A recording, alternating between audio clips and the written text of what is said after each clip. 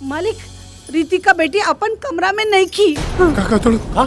हाँ, चारों तरफ खोज के हम हार गए नहीं। न जाने कहाँ चल गए। रीतू बेटी, रीतू, रीतू, बेटी रीतू कहाँ बड़ू?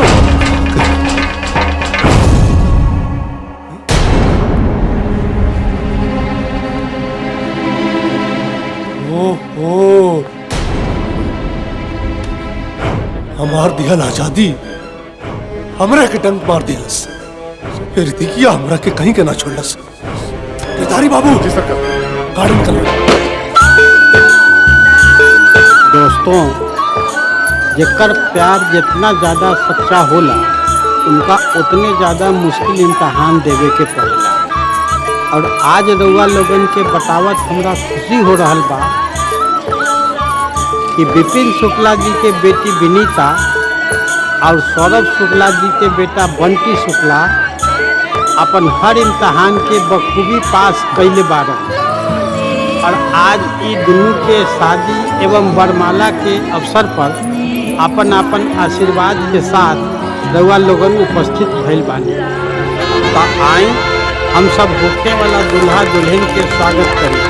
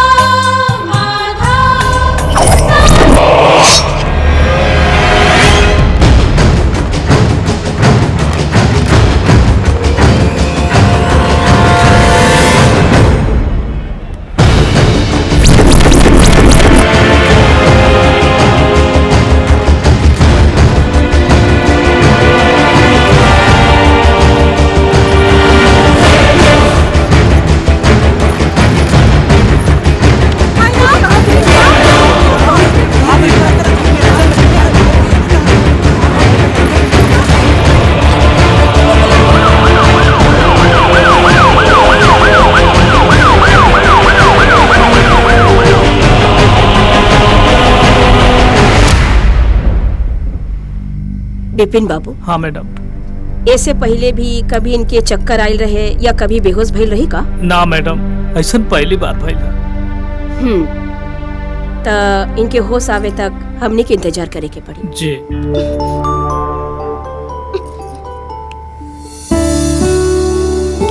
अरे आप उठने की कोशिश मत कीजिए, आप चक्कर खा के गिर गई थी इसलिए आपको यहाँ लाया गया है। चक्कर? हाँ। कैसन चक्कर? हम तो एकदम ठीक बानी। हाँ हाँ ठीक। ओकरा बावजूद भी हमरा के हॉस्पिटल में लेके आयल बानी। हम कहाँ बानी डॉक्टर? मैम आप पटना सिटी हॉस्पिटल में आई हैं। आप घर में चक्कर खाकर गिर गई थी और आप बेहोश हो गई थी मैम। हम बेहोश हो गइल रहनी? Yes ma'am. तो रांची से रेफर करके हमरा के पटना ले आयल गइल बा? Yes ma'am. Miss Vinita, you are not a referred case. Okay? Vinita? I am not Vinita. I am Ritika. I am Ritika Thakur. I am all right. हम एकदम ठीक बानी। हमरा के जाय दी, नहीं तो हमारे पिताजी सुरेंद्र ठाकुर हमारी सबके हमरा से दूर कर दी है। प्लीज हमरा के जाय दी। मैं आई? प्लीज डॉक्टर, प्लीज हमरा के जाय दी। No miss Vinita, you are not all right. Nurse, इन्हें इंजेक्शन विलियम 5 ml दे दो। इन्हें नींद की सख्त जरूरत है। And please stop all the medication and call a psychiatrist. Okay? ना डॉक्टर, हमरा के जाय दी।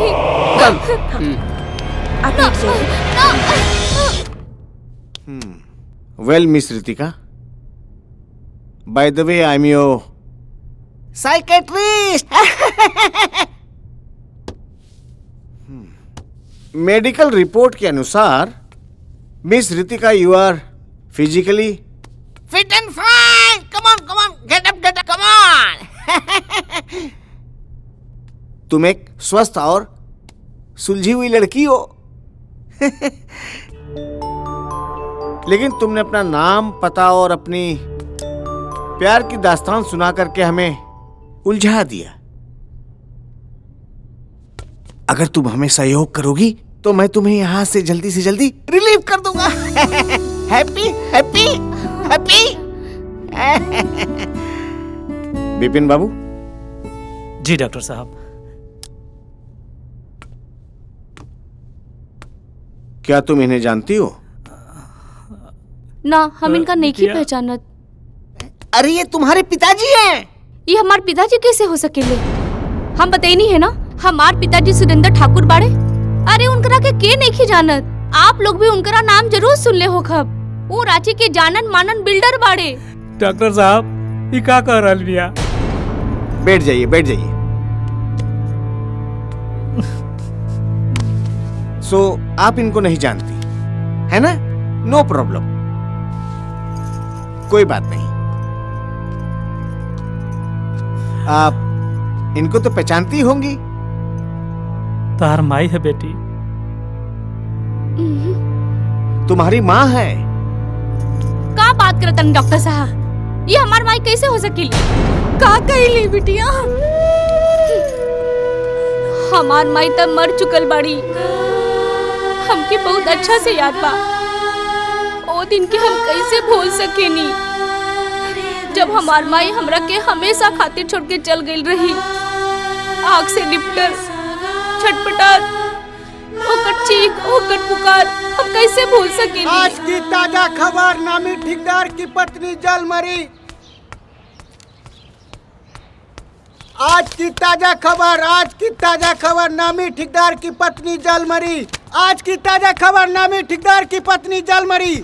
आज की ताजा खबर, नामी ठेकेदार की पत्नी जल मरी। आज की ताजा खबर। का बचे ताड़े? नामी ठेकेदार की पत्नी जल मरी। चुप। ले पकड़।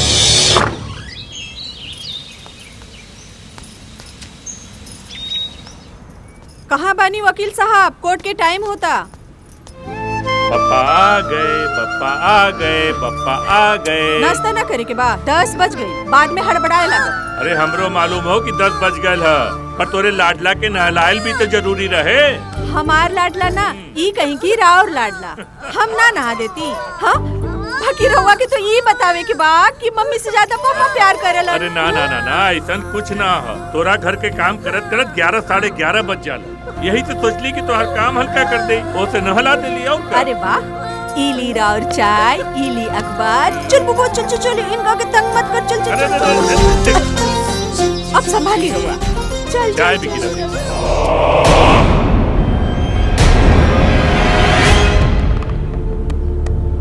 ये तो का खेलू कल बना? मम्मा चाहिए। चुप हो जा बेटा, चुप हो जा। मम्मा चाहिए। मत रो बेटा, मत रो। मम्मा चाहिए बेटा, मम्मा चाहिए। चुप कर बेटा, चुप कर। चल। कहाँ आया? है? तेरे को बच्ची ना संभाल सकलू का? रो रो के हलकान हो रही भी हो। बिन माई की बच्ची हा तो का करे मालिक? रोई न तो का करे? ले जाके चॉकलेट वाला दूध पियावे करा के। को बच्ची ना संभाल सके। जी मालिक। इंस्पेक्टर साहब, ठेकेदार साहब रहुआ के 1 लाख रुपया गिफ्ट के तौर पर देवे के कहले रहले। हाँ, एकरा के रख ली। अरे नहीं नहीं, एकर कोनो जरूरत नहीं छले। रख तो ली। और सुरेंद्र ठाकुर जी के हम तो अपन देवता समान माने छिए। वो तो सबके देवता बाड़न। ला महाराज। रहुआ प्रणाम। कुछ खाइबा ना कहीं? सब पड़ल बा, दूध पड़ल बा, केला सब सेब। नहीं नहीं, असल में नाश्ता का के आइल रहे। अच्छा अच्छा। और ई लिफाफा भेट गेला ही ना, समझियो कि सब केस के रफा दफा भा जाता ही। और थाना जाए के है, इजाजत दे दियो। और डीएसपी साहब के हमार नमस्कार कहिए। ठीक है, ओकर कोनो चिंता न करियो। ठीक। शायद माजी आ गई।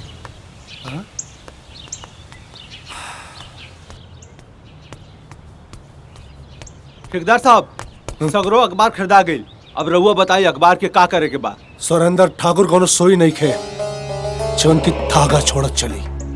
करे का बा, आग लगा दे अखबार में, कोनो सबूत बचे के ना चाहिए। सुरेंद्र ठाकुर, तू कितना सबूत पर सबूत मिटा देबा, लेकिन हम तहरा के छोड़ब ना। तू कल्पना के करोड़ों के इंश्योरेंस के पैसा लेबे चाहता रहा, लेकिन तुम्हारी मुराद हम पूरा ना होके दे। अरे तू तो हत्यारा हुआ, हत्यारा। बुढ़िया तू होश में तो बाड़ू, तोरा मालूम बा तू केकरा से बात करता है? पागल बाड़ा का, तू बीच में मत बोल। अरे सासू माँ मार तनी गुस्सा में बाड़ी, गोड़ लगा तनी। रहुआ हमरे बारे में का सोच लेनी माता जी? एकदम सही सोच ले बानी। कल्पना के हाथ के लिखल चिट्ठी हमरा लगे पड़ल बा, ओ में तहरा बदलल व्यवहार के खुला चिट्ठा लिखल बा। हम तहरा के छोड़म ना। हमारा नाम दुर्गा है, दुर्गा। अरे हम तहरा के सजा दिला के रहब। अरे गुस्सा थूक दी। चलिए अंदर चल के चाय पी चली। अरे छी, हम तहरा यहाँ चाय नहीं पियाई। अरे हम तो तहरा यहाँ थूकल भी ना जरूरी समझब। छी, बहुत गुस्सा में बात। चलो ड्राइवर। माँ जी, बुढ़िया पे नजर रख, कुछ गड़बड़ न करे पाओ। ठीक बा। माता जी, हम एमे का कर सकता नहीं। इत एगो हादसा बा। तहरा जैसे क्रिमिनल के इतना बड़ा वकील अगर एक के हादसा कहता तो फिर न्याय कैसे हुई? ना बेटा ना, ये हादसा ना, हत्या, हत्या। वो कबाबी शराबी के बदनीयत के नियत के सवाल बा।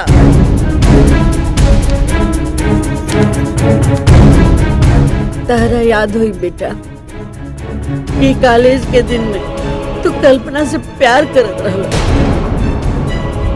हमार बुद्धि फिर गई है कि हम अपना भाई दीनानाथ के कहला पर ओकर बियाह मीना से कर देनी। बियाह के बाद एक दिन भी सुख से ना जियली। बात बात पर ओकरा के गाली गलौज मारपीट और टॉर्चर करत रहे, और इससे कोनो अत्याचार ना रहे जो हमरा बेटी पर ना करत रहे। बेटा तोहरा उहे प्यार के कसम बा कि ओकरा के कड़ी से कड़ी सजा दिलावा। हमरा लगे ओकर हाथ के लिखल चिट्ठी बा। हम चाहते नहीं कि तू बस ई केस अपना हाथ में ले ला। तारा हमरा मरल कल्पना के आत्मा के कसम बेटा, तब भी हमके शांति मिली।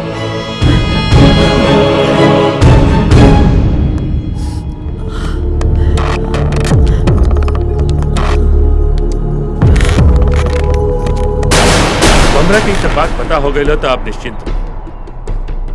हमरा के तो सब बात का अंदाजे न रहे और न सुरेंद्र ठाकुर के चरित्र का पता रहे।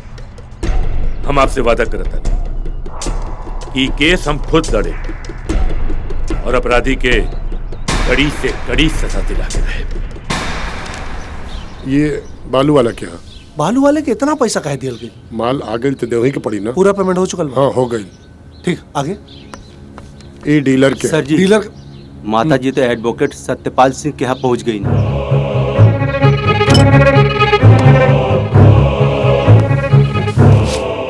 माता जी तो कुल कैल करावल पे पानी फेरती है। तका भइल पुलिस तराउल पंजे में ही बा। गिरधारी पुलिस तो पंजाब में बा। एसपी डीएसपी आईजी डीआईजी सब हमरा हाथ के नीचे बा, लेकिन ये सत्यपाल बड़ क्रिमिनल वकील है। एकरा से हमरा के खुद बात करे की पड़ी।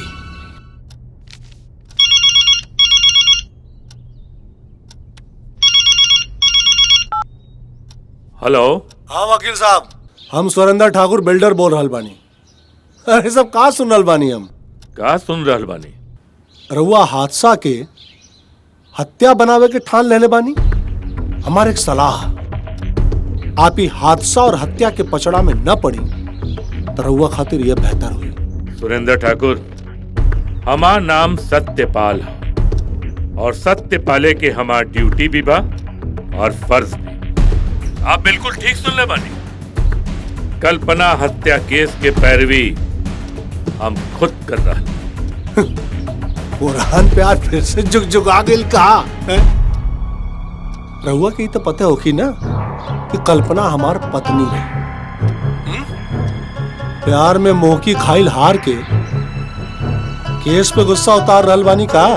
सुरेंद्र ठाकुर, एक बात कान खोल के सुन ला।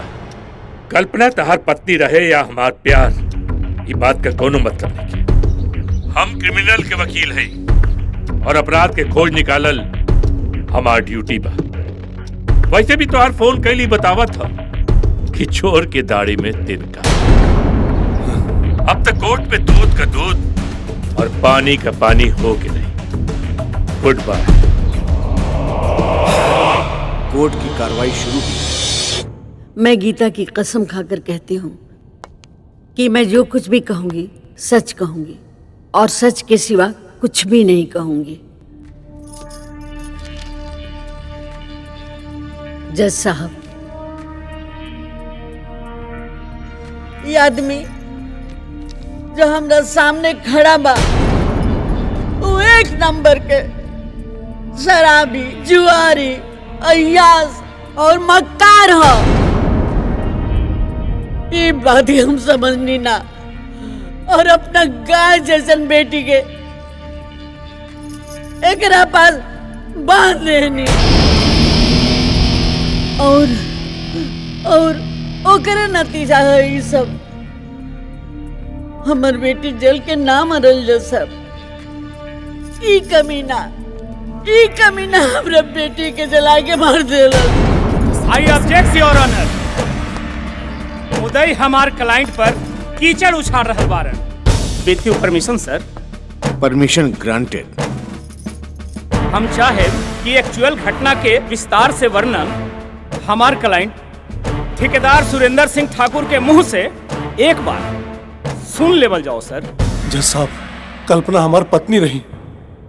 हम उनकरा से बहुत प्यार करत रही।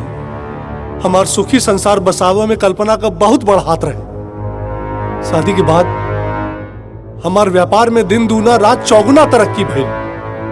बस ही समझी कि कल्पना हमरा खातिर लक्ष्मी का अवतार रही। आप बताइए कि हम कल्पना की आग लगा के मारे के सोच सकी लेका ना। जज साहब, माता जी का लगावल सारा आरोप बेबुनियाद बुनियाद हो जज साहब। गैस सिलेंडर चाहे कौनो कंपनी का होके फटेला ना तबे फटेला जब ओकरे साथे कोनो कारगुजारी कैल जाला। हाँ, इत्तेफाकन कोनो हादसा हो सके और अगर कोनो हादसा होला तो में धमाका होला गैस सिलेंडर फटे में और आसपास के मकान के छत दीवार उड़ जाला। और यहाँ जितना भी गवाह आइलन कोई भी धमाका नहीं सुनलन और ना ही धमाके के बारे में बतैलन। हाँ, चीख पुकार जरूर सुनलन लोग। बात बताइए सर। और दूसरी बात ही कि पोस्टमार्टम रिपोर्ट में मृतका के शरीर से मिट्टी के तेल के गंध मिलल।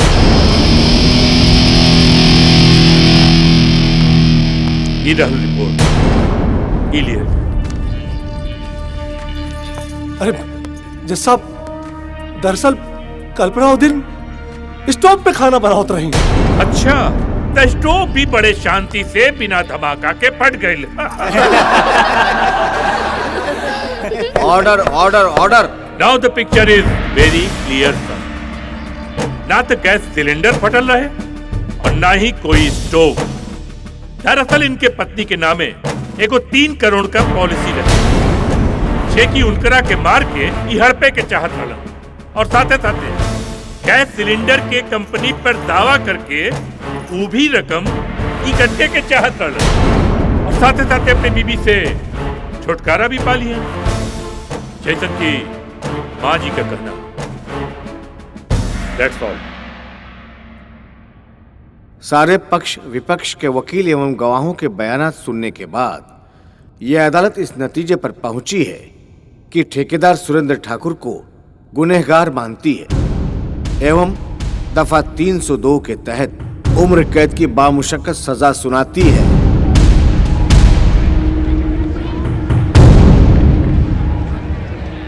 नाउ द कोर्ट इज एडजर्न।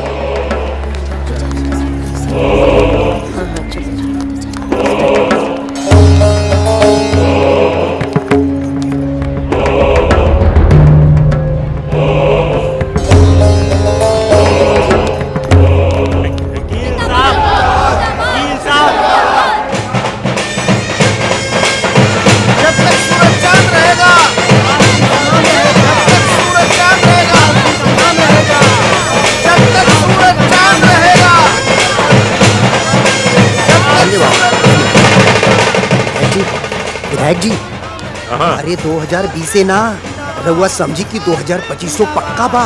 अरे तू लोगन का साथ रही ना तो हमें अपोजिशन के कौनो डर नहीं।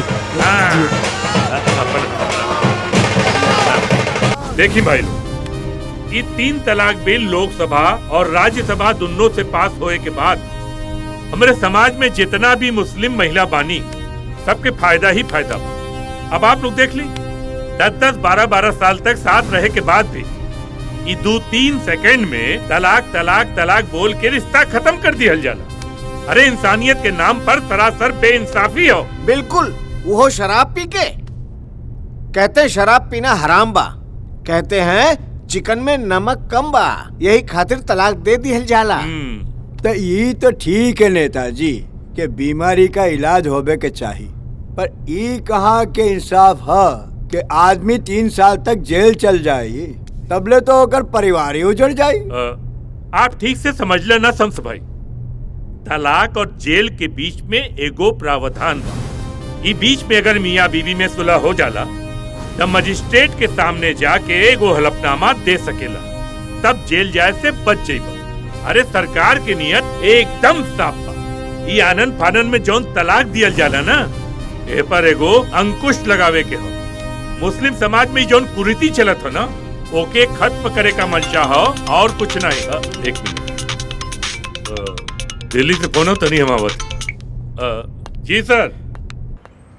ना ना अंदर आवाज ठीक न मिलत रहे जी।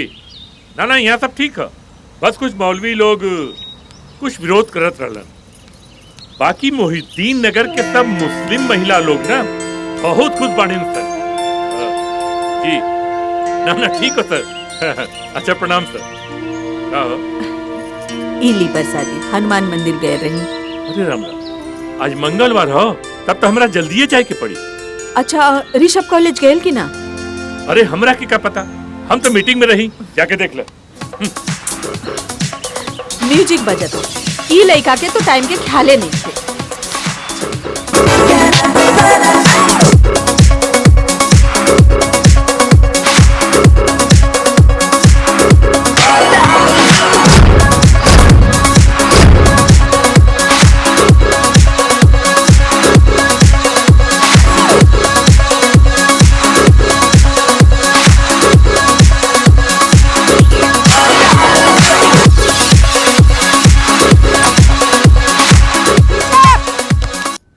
डांस प्रैक्टिस करते रहे कि कॉलेज जेबे पूरा 11 बज गए, लास्ट क्लास ना बा का? प्रैक्टिस में टाइम का ध्यान है ना रहे। 11:40 के क्लास है हमार, अब तुरंते जाए के पड़ी। अच्छा अच्छा, हम तोहर नाश्ता लगा ना माई उहे कैंटीन में खा रहे अब। अच्छा अच्छा जा, रुक रुक, ई ले प्रसादी ले। हमार प्यारी माई देखा किताब यहीं छोड़ देला।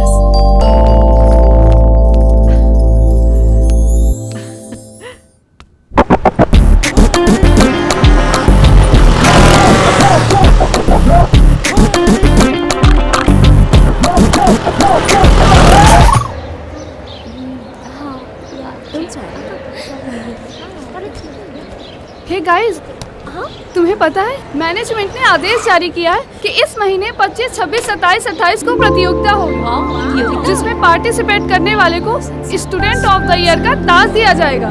वो तो ठीक बा, पर रितिका के बगैर ये संभव नहीं के। अरे लेकिन वो बाड़ी कहाँ?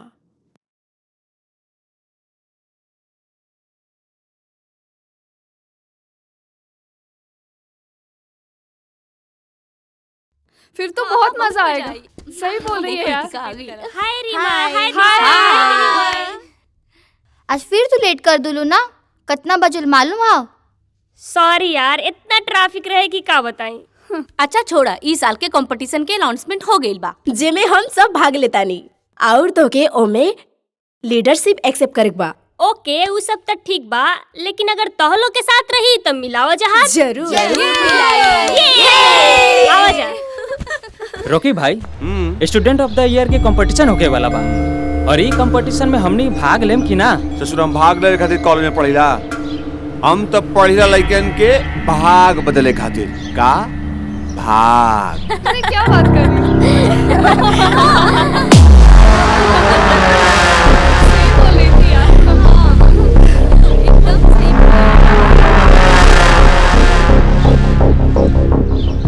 बाप रे बाप, देखत बड़ा सन कैसे मटक मटक मटक के निकल गली सन।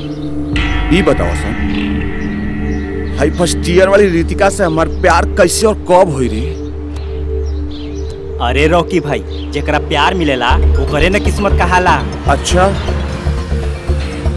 आज ये किस्मत में ना होके वो करे से प्यार करा तो मोहब्बत कहला। अरे रॉकी भाई, तोरा रितिका से मोहब्बत बा मोहब्बत। अच्छा, मोहब्बत बा मोहब्बत। हाँ। तो प्यार केकरा से बा? अरे प्यार मोहब्बत दोनों एक ही बा हो। चला सर।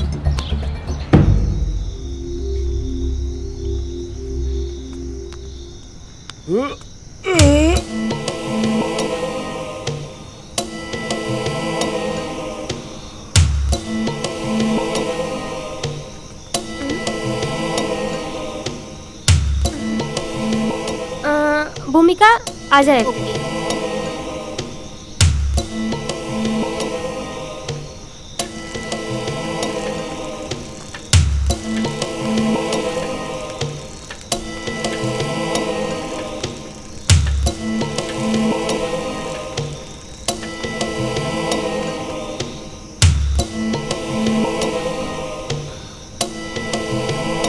एगो बात कही, कहा था कपड़वा ठीक करे में मदद कर दी।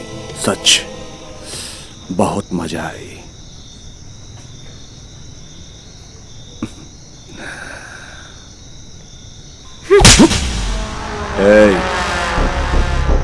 ई कलाई जौन बाना चूड़ी और कंगन पहने का दिल, घूसा और तमाचा मारे का दिना। जिम करे के ई मतलब ना हो कि केहू पे हाथ उठा दे। बाय द वे, ऋषभ हमार नाम। ऋषभ कौन? ऋतिक रोशन ना? ठीक है, ऋतिक रोशन ना हो, अभी कॉलेज में नहीं बिया।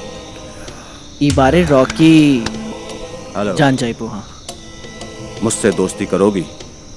अरे काहे की दोस्ती, कहो ना प्यार है। असल में रॉकी भैया आपके दीवाने हैं। अच्छा, आप मुझे अच्छे लगने लगे।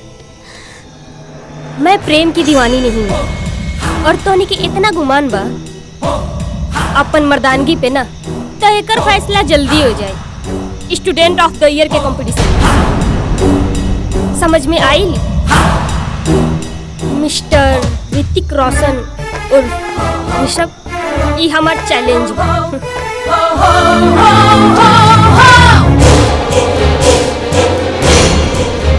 देखला रे सब, खुला चैलेंज देके निकल गई। बैठा।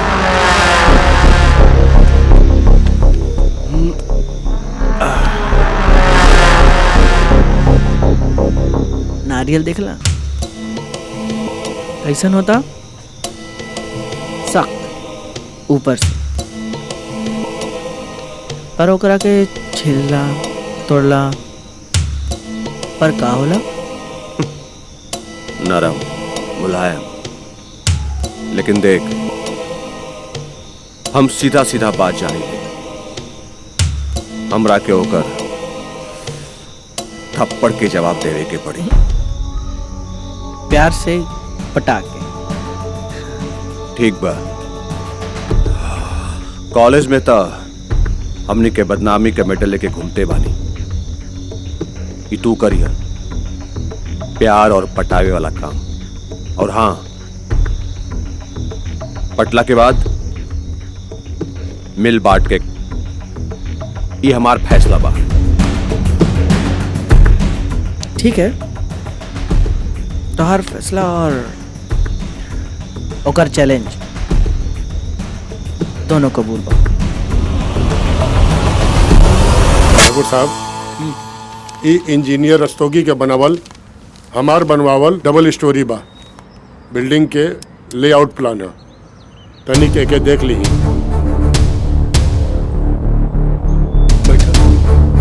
जी, अरे हमरे बगल वाली कुर्सी पे बैठा। लेकिन गिरधारी बैठा चुपचाप।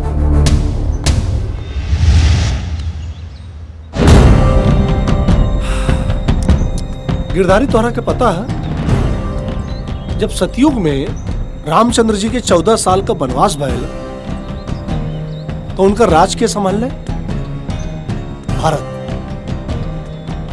राजगद्दी पे रामचंद्र जी का खड़ाऊ रख के और अपने अलगा बैठ के भारत राज चला। और आज एक कलयुग में हमारा बिजनेस के दिन दुगना रात चौगुना तरक्की तोहरा वजह से भइल। जब हम 14 साल जेल में रहने, यहां तक कि हमरा बेटी रितिका के पता तक ना चला कि हम जेल में बानी। सबके लगल कि हम विदेश गए बानी। जब आज तोहरा वजह से हमारे बिजनेस इतना तरक्की कर गई, तो आज हमरा से कहता रहा कि हम बिल्डिंग का प्लान देख ली ना। हम काहे देखी? जब यहां तक बिजनेस की तू लेके आइल बाड़ा, तब तू ही संभाला। हमरा के बस ये बताओ कि साइन कहाँ करेंगे? मालिक रहुआ तो धन है, धन नहीं मालिक। हम तो ढेर सारा शॉपिंग करब आया बाकी भाई। से कौनो चीज का टेंशन नहीं। हम हमरा के बस बताओ Ready, I'm ready. बिटिया आई। ओह, लुकिंग सो क्यूट। हाँ मैनेजर साहब जी, हम रितु के साथ मार्केट जा रहे बानी। दरअसल इनके कॉलेज में कंपटीशन बा और हमरा के इनकर फरमाइश पूरा करेंगे। हाँ? आप चेक रेडी रखिए, हम आके साइन करें। ठीक है? ठीक है। आया माँ, तुम साथे चला। रितु खातिर ठीक रही। हाँ? अब चला लो।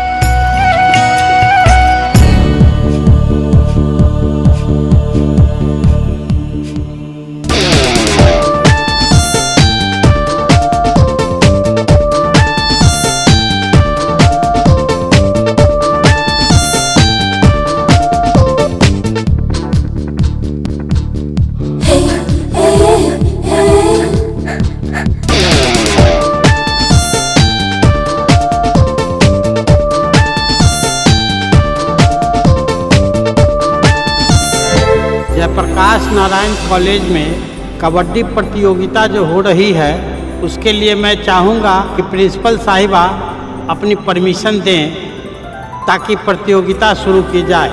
मैडम जी धन्यवाद सर। मुझे बेहद खुशी है कि हमारे कॉलेज में इस तरह की इवेंट्स होते रहते हैं और दोनों टीमों को मेरी तरफ से बहुत बहुत शुभकामनाएं। बड़े जोर शोर से इस प्रतियोगिता में भाग लें और इसे सफल बनाएं। और स्पोर्ट्स इंचार्ज से कहा जाता है कि कृपया ये प्रतियोगिता शुरू की जाए। हमारा नाम शेर सिंह बा। शेर सिंह हमारा नाम काहे बा? पता बात तो नहीं लोग के, काहे कि हम शेरो शायरी खूब करीले। अरे जोक सुनो नहीं, हंसा लोगन, हंसा हंसा ताली उली बजावा। हाँ, ई कबड्डी के खेल शुरू होए से पहले एगो शेर तागतानी। पकड़ा पकड़ी पकड़ा पकड़ी, पकड़ा पकड़ी पकड़ा पकड़ी, एक दूसर के आजा। जिला स्तर के खेल कबड्डी में आई सबके माजा।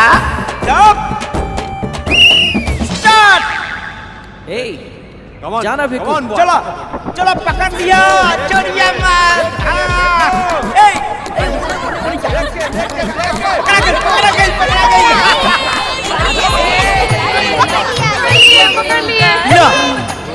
फेंका गई। अब देखता नहीं दीवाना टीम के का हल होता। फूल बिना भौरा के का जियल भी जाई। पानी बिना मछली तड़प के मर जाई। चला अब फेंकू के छोड़ा, फिर से खेल शुरू कर जाए। आजा फेंकू, चला चला सब लोग अपन अपन लाइन बनावा, कोनो गड़बड़ी ना होके के चाहिए। चला भूमिका मिल जा अपना दुश्मन पर। हाँ चला भूमिका मिल जा।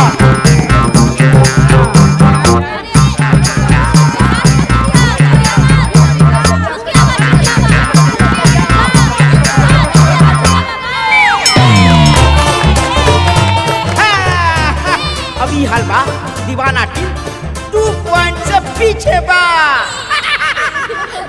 तोरा से राजी नरे नगिनिया, तोरा से राजी ना कि हमके पॉइंट बिना तरसौले नगिनिया, तोरा से राजी ना।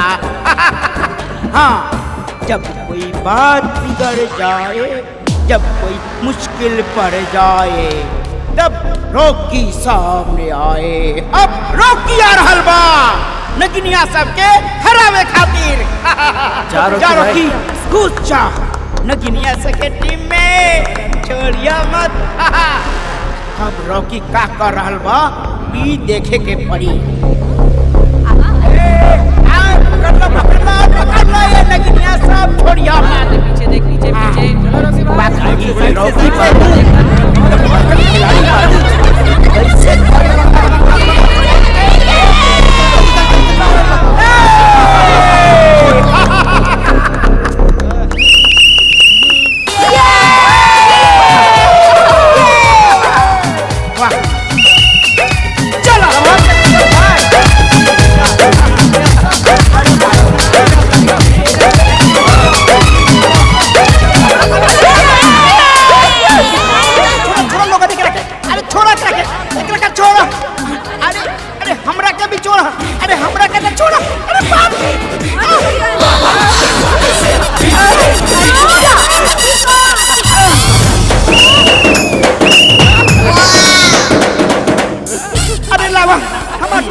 हमर चश्मा ई रेफरी के काम हमरा से ना होई रे बाप। हम जाते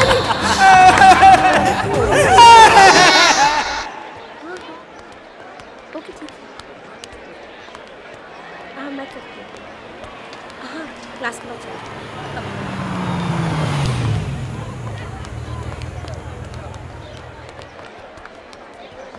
तो नहीं के रुका हम आवता।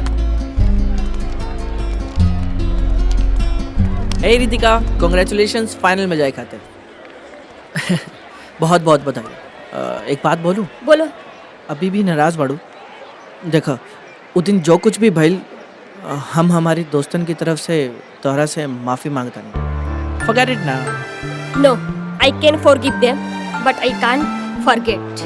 हमनी के एक ही कॉलेज के स्टूडेंट हैं, तो हमें एक अच्छा दोस्त की तरह रहे के चाहिए। ये हमारी सलाह है। दे देला अपन सलाह, तो हमार सलाह सुना। तोहरा ऐसे लुच्चा लफंगा आवारा गर्द दोस्तन के साथे ना रहे के चाहिए। और तोहरों के हम खूब जाने नहीं। तू विधायक सत्यपाल बाबू के बेटा हुआ ना, जैसे तोहर बाबूजी इलेक्शन में गिरगिट के जैसे रंग बदलेलन ना, वैसे ही तू ढीला तान देके पतंग उड़ाओ के खूब जाने ला। विधायक बाप के जे बेटा हुआ। रितिका सुनो, बाप तक जाई के तोहरा के कोनो हक नहीं के। बिन माँ के आया माँ के पालल बेटी के मानसिक हालत हम समझ सकेले। कोनो और हमारे बाप के बात तक जाइत ना तो ओकरा के छोड़ती ना। अच्छा तो तू हमारा बारे में बहुत कुछ जाने ला। सब कुछ जान के ही हम दोस्ती के हाथ बढ़ावता। ओके बाय।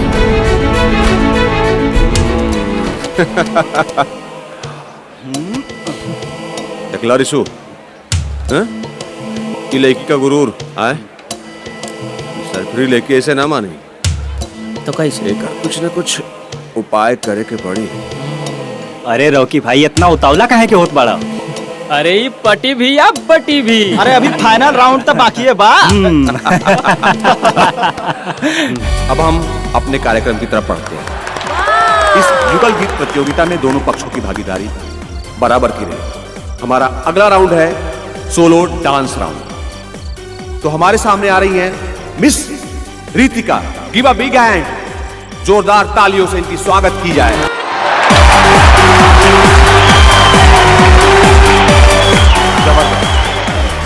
जबरदस्त डांस किया है मिस रितिका ने। और इस डांस के बाद इनका स्कोर हुआ 24, जबकि उनके कॉम्पिटिटर रेशव का स्कोर 20 है। अब इस 5 पॉइंट के राउंड में रेशव, आप जहां भी हो प्लीज स्टेज पे आए, आपका यहां वेट हो रहा है। रेशव 1 2 3। तो लीजिए दोस्तों, फाइनल राउंड भी खत्म हुआ और मुझे बहुत खेद है कि इस फाइनल राउंड में मिस्टर ऋषभ उपस्थित नहीं हुए। मुख्य अतिथि से अनुरोध करूंगा कि प्लीज वो स्टेज पे आएं और साथ ही मंच पे आकर सभी को रिजल्ट से अवगत कराएं।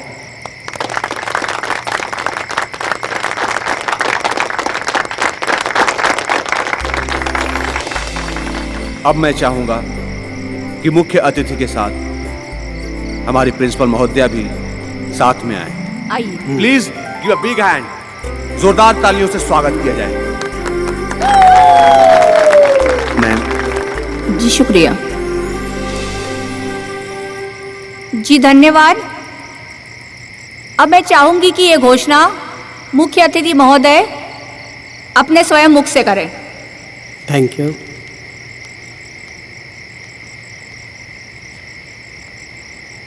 मित्रों, हर वर्ष की तरह प्रतियोगिता को निष्ठा से निभाते हुए इस साल का स्टूडेंट ऑफ द ईयर का खिताब जाता है मिस रितिका को।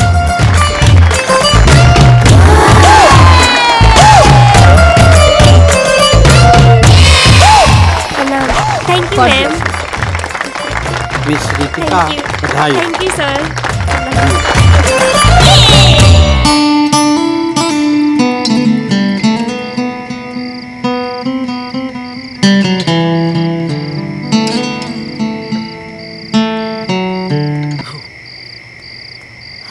Congratulations for this crown and especially for this trophy, Miss Student of the Year. बुज़दिल, हमरा ही ना पता रहे कि हमार मुकाबला एगो कायर से हो जे जंग से पहले मैदान छोड़ के भाग निकले। तोहरा अपना हार के इतना ही डर रहे तो फिर रितिका ठाकुर से पंगा कहीं लेला। कहीं तो इतना सोच लेला कि तोहरा मन छोड़ के चल गईला के बाद मुकाबला रद्द हो जाए। हमरा तो ये लगा था कि तोरा अच्छी तरह से मालूम रहे कि हमार सोलो डांस तोरा पे भारी पड़ी। Anyway, finally mister Rishabh, I am winner. You are loser. Yes, you are loser.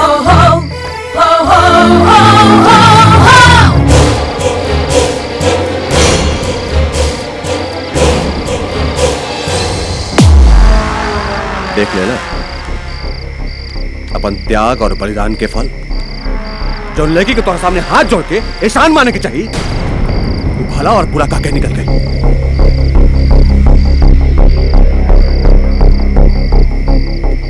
Rocky, Ritika एगो महंग मछली भी गईचा, हाथ से तो फिसलबे करी। बाकी ओकरा पकड़े खातिर मिट्टी पानी मिलाकर कदवा करे के पड़ी। हमहू हार ना माननी है। अब यू कॉलेज के जो कैंप है जाए के बाद तू तब देखिए। ठीक बात। जाऊं कहाँ ये दुनिया में आके, कुछ ना फिर चाहत भी तुमको चाह के, तुम बिन जाऊं कहाँ। रिजर्व सर, रितिका की सांप काट ले। हाँ जी सर, वो एकदम से बेहोश हो गई। क्या? पकड़ तो।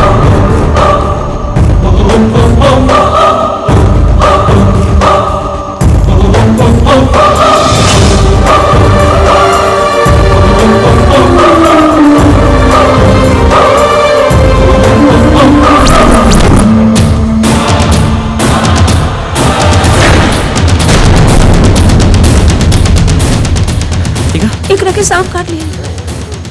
सांप कहाँ से आ गई? वही जंगल से। रितिका उठो। पता नहीं रितिका को क्या हो गया। पूनम मेक श्योर तुम इससे बात करो। देखना सोई नहीं। प्लीज उठो। बात करो। फेंकू। रितिका उठो। तू खाता है ना खैनी? तेरा खैनी दे। एक मिनट मत करो जल्दी दे। प्लीज उठो ना रितिका। रितिका हमसे एक बार बात तो करो प्लीज। रितिका उठो ना प्लीज।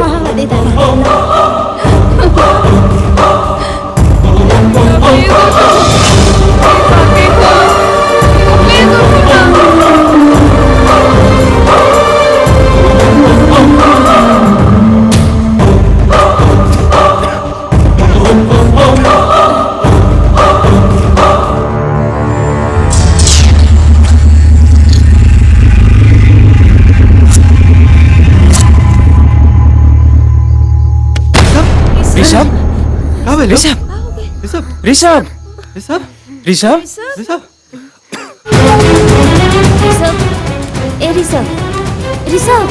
हे ऋषभ कुछ बोला ना। हे ऋषभ कुछ तो बोला। ऋषभ बोला ना ऋषभ।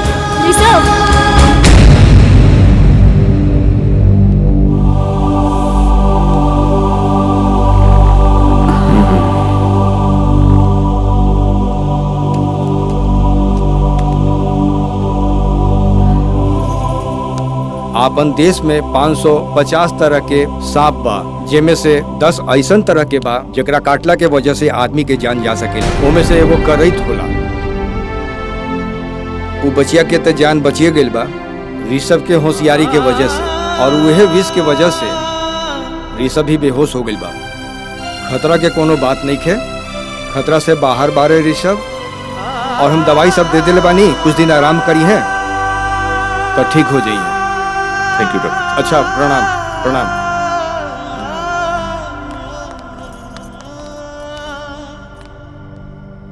ऋषभ बेटा अरे अब खतरा टल गए एकदम। ठीक हो? अरे हमरा के फक्र बा तू केहू के जान बचौला बेटा। अब तू आराम कर। हम तो नहीं विधानसभा से होके आए हैं। ठीक देखा।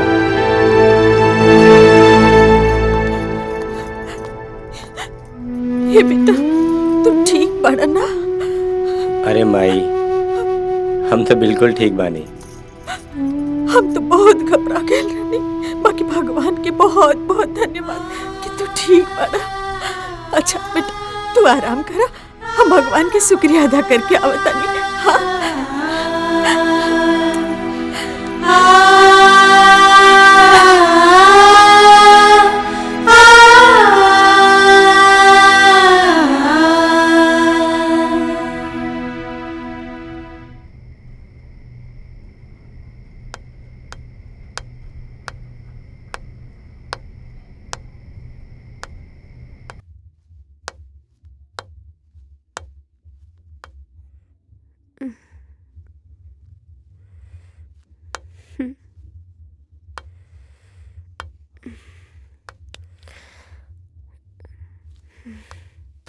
ऋषभ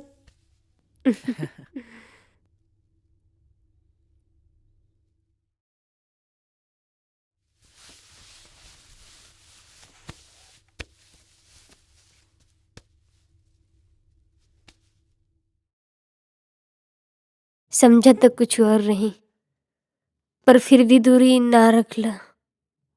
चिराग जलावे के बजाय उंगली चला लेला। खैर किसन बड़ा बेटर, पहले से बेहतर। जान बचावे के एहसान कैसे उतारब? रहता उधार रहता।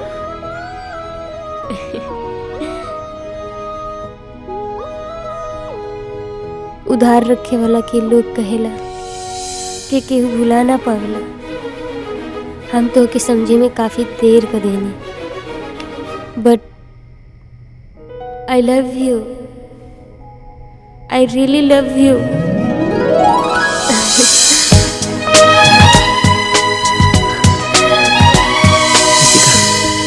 साथी बन गईला तू जिंदगी के, आशिकी बन गईला तू जिंदगी के। अबे छी छी चुप फेंकुआ बे, ऐसे नहीं बे। अब मजा आई खूब हमनी के। का सेरा ते का कहत बड़े? हाँ रॉकी भाई।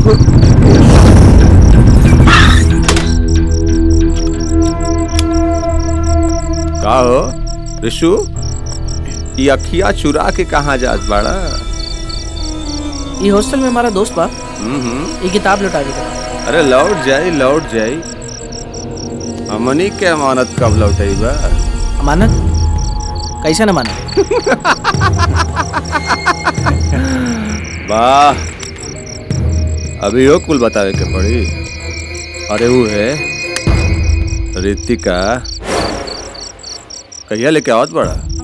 आ कहाँ लेके आईबा? दरिया किनारे कि पहाड़ी वाला बंगला पर? एक बात कहीं यार, अब बर्दाश्त नहीं किया होत। रॉकी मेरे भाई, रितिका एक अच्छी लड़की भी है। अरे हम कब कहता नहीं खराब लड़की भी है? हमार कहे का मतलब ये बात। ओके लेट्स मेक इट क्लियर। ठीक बा कि रितिका के पीछे तू सब लगाई ला हमरा, और हम दिलो जान से ओकरा पीछे भी लग गई नहीं। हम ओकरा के चाहे के नाटक करते करते हम ओके सचमुच चाहे लगनी। अब तू ही बतावा कि हम अब आगे कुछ बतावला का जरूरत नहीं के, हम सब समझ गए कि अभी काम तोरा से ना हुई। खैर कौनो बात नहीं के, हम यह चाहत रही हैं कि चांद में लगल दाग वाली बात कानो कान केहू के खबर ना होके। खैर इंतजार का घड़ी समाप्त हो गई। अब लागत हमरा के फार्मूला नंबर 44 अपनावे ही के पड़ी। एक काम करूं, जा तू जा, जाके किताब लौटा दो। जा जा।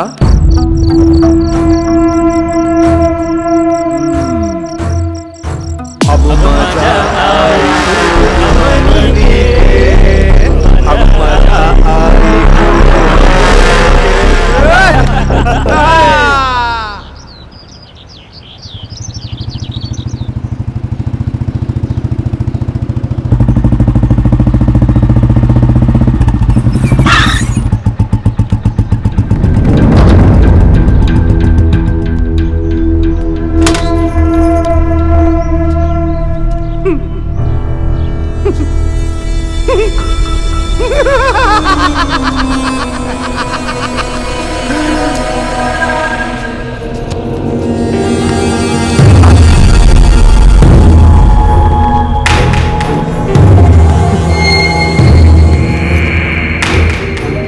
देख भाई रिसू, तो सब गलती माफ कर, बस इलौंडिया के हमरे हमारे। ए रोकी सुन, जबान संभाल के। ऐसे भी लड़की लौंडिया ना हो खेला, ये हमारे कॉलेज फ्रेंड। अबे कैसन कॉलेज फ्रेंड बे? हैं? कौने बात का फ्रेंड? हैं? ये लड़की हमरा के दिन थप्पड़ मारले रहे हैं? और ये थप्पड़ का जवाब एकर इज्जत उतार के ले। और रहल बात हमनी का फ्रेंडशिप का, तो ते हमनी के साथ आज कारे छोरी हैं? एकर बाँ के पीछे काहे लुकात पड़े? ए रोकी, छोड़ दे एकरा के। ले छोड़ दे। अच्छा एक बात बता, एकरा से तोर रिश्ता का बारे?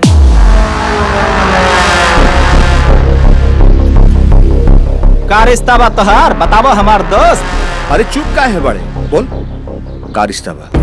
तू सब जाने के चाहता रहा ना, ये हमार के लगतिया?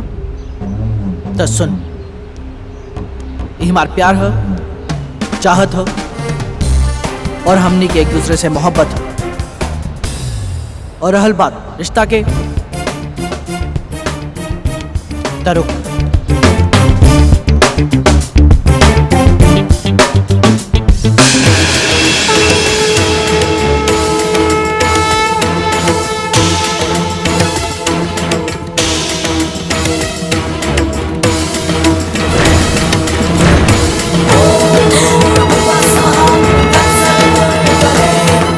ये हमार बीवी लगत है।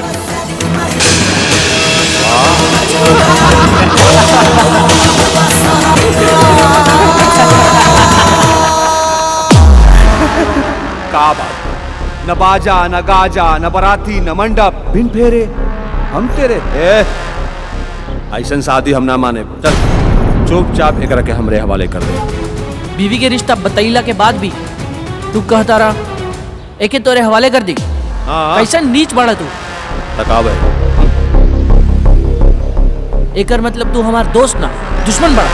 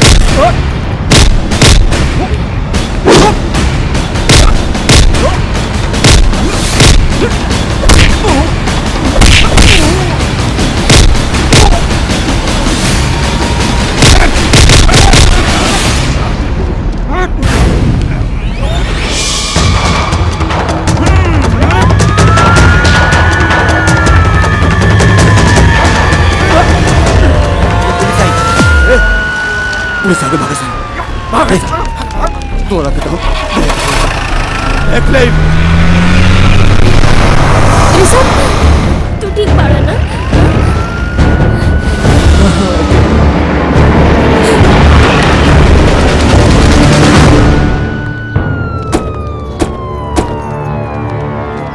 का भाई ये लोग आपस में झगड़त रहलन और चारों गुंडन भाग गईले।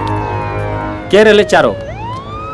हमार कॉलेज के दोस्त कहने गले और उधर शर्मा जी। जी सर। बहुत दूर ना गए हैं कुछ, पकड़ के उन्हें जहाँ भी हो तुरंत लेके आओ। जी सर। और आप दोनों लोगों के टाउन थाना चले के पड़ी। लेकिन सर देखिए ऐसा कौनो भी तरह के वारदात होला ना वकरा खातिर थाना जाए के पड़ेला। चलिए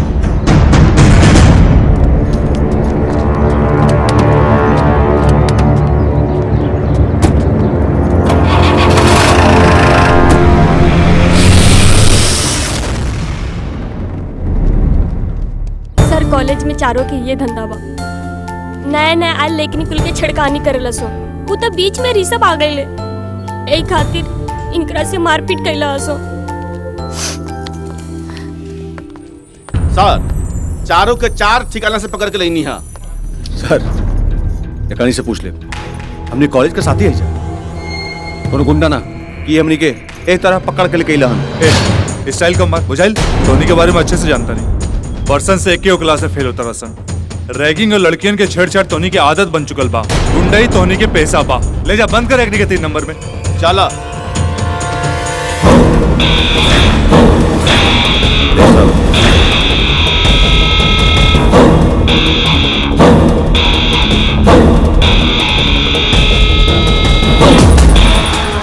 तोर दोस्ती में ही बेईमानी हमरा के याद रही। अरे चल।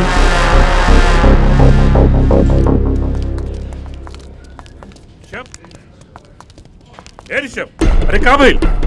अरे तोरा सिर से खून बहता? ये कर हिम्मत भाई कि विधायक सत्यपाल सिंह के लड़का पर हाथ उठौलत? ये हो पापा कॉलेज के दोस्तन में आपस में मारपीट हो गई। चुप चुप एकदम चुप। सत्यपाल सिंह के इकलौता लड़का पर हाथ उठ गए और आपसी मामला का तरीम इंस्पेक्टर लोगन पर मारपीट और छड़कानी का ऐसा धारा लगावा ना कि बिना बेल के जेल में सड़क रहे सब। और तू हमरे बेटा में ऐसा का देख ले लू है कि बार बार तोरा के ओकरे जरूरत पड़ेला या तू जानबूझ के ऐसा ड्रामा क्रिएट करे? You miss problem girl. नहीं पापा। No no mister Satyapal, you are wrong. मेरी बेटी प्रॉब्लम क्रिएट नहीं कर रही है।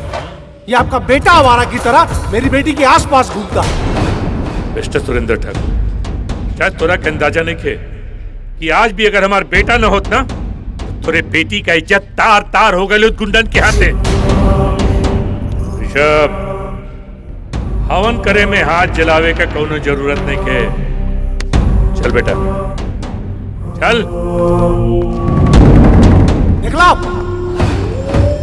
विधायक का आकार दिखा के चल गई बाड़े, लेकिन भूल रहे बाड़े कि इनके अकड़ का रस्सी तो हम जलाई कहे कि हमरा पकड़ में आग हो। आग चल चल दो।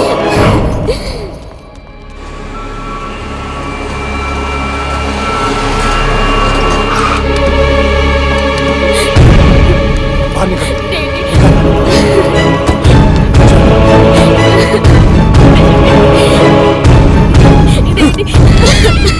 अच्छा सिरा दहलू, अच्छा सिरा दहलू अपने बाप के दिहल आजादी का। आज तोहरा कारण से हमार दुश्मन हमरा की शान दिखा के चल गई लापन। सब बंद, पढ़ाई लिखाई सब बंद। और सारा पढ़ाई लिखाई आए माँ अगर सारा पढ़ाई लिखाई कॉलेज से ना घर से हुई है। कॉलेज जाइल बंद कर। और गिरधारी बाबू ऋतिका कहीं भी जाए ना घर से बाहर, सिक्योरिटी एक साथे जाए, अकेले कहीं ना जाए। मालिक का भाई एक से पूछा ना, हमरा से का पूछा था?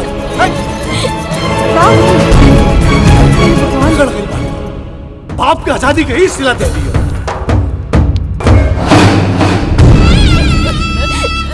रितु बेटा, रितु बेटा, रितु बेटा, मत रो बेटा, चुप हो जा, चुप हो जा बेटा, चुप हो जा। हाय राम, हाय राम, ये का कहले तू? ये का कहले? हाय राम। आया माँ, ये केहू की मांग परल सिनूर। बेटा एकरा को बोलता न तो बात की बहु बात हो जाई। आया माँ, एक हम कैसे पोस दी? सिनूर तो एगो सुहागन के सुहाग होला ना। आया माँ, हमरा प्रेम के भी अजब कहानी हो गई। अबे तो उनकरा के पैबो न कहनी और बिछड़े के डर समा गइल बा।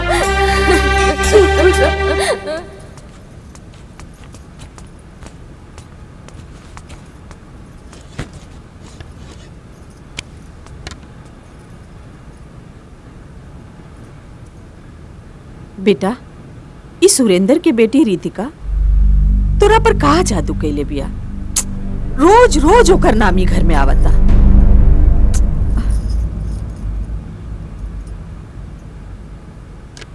ए रिशु, वो तोरा बहुते पसंद बिया का?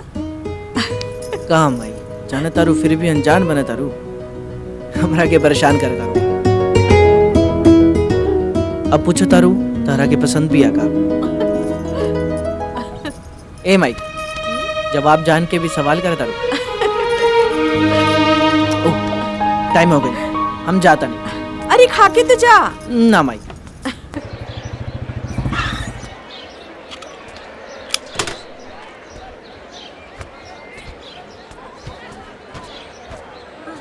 हेलो।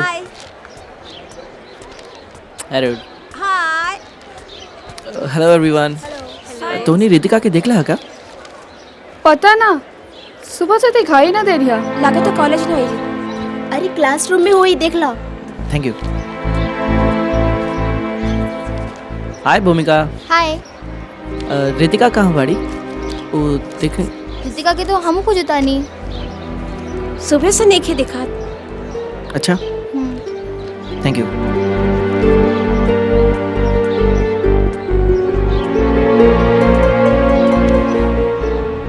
ना जाने रूठ के बैठल दिल के चैन कहाँ, केहू मिले त भेजी अपन सलाम ओके।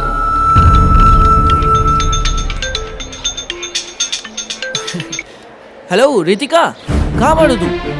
आज कॉलेज काहे ना आइलू? सॉरी ऋषभ, हम कॉलेज ना आ सकेनी और आज का अब कबो ना, काहे कि डैडी हमरा पीछे सिक्योरिटी लगा देले बानी। व्हाट? पर काहे? तहार पढ़ाई के का हुई? घर से ही। का हिस्सा है? हमरा मना कैला के बाद भी तू आवारा से बात करता? Hello hello Ritika. शिट। नो डैडी, ऋषभ हमारा नहीं खन। वो तो उल्टा ही दो बेर हमार जान बचौले बाने। वो हमसे बहुत मोहब्बत करेलन। बस एक लफ्ज ना, बस जुबान लड़की हमरा से जुबान लड़ाओ तारी है?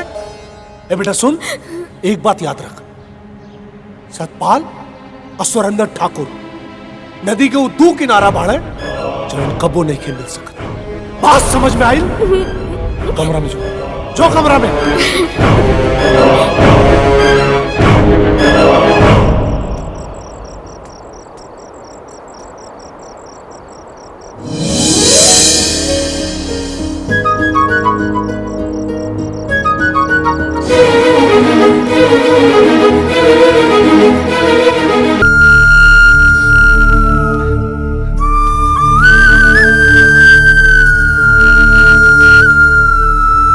मत रो बेटा, सब ठीक हो जाए।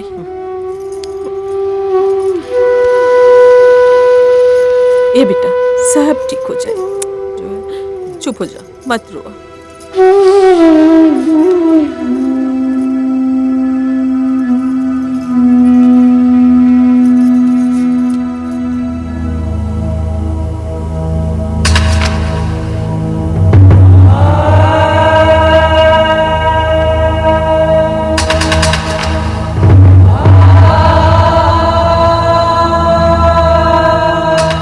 रातों को तो सब्र है उनका, चुपके चुपके रोना है। ऐ आसमान के तारे, तू ही बता मेरा अंजाम क्या होगा।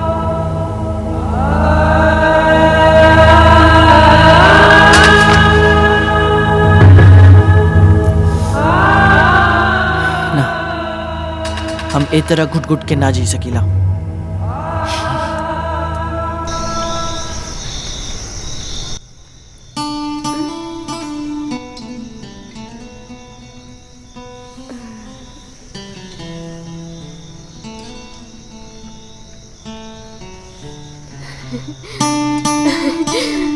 जाना प्लीज। ना, हम ना जाए। प्लीज ना जाए हम। प्लीज ना ना।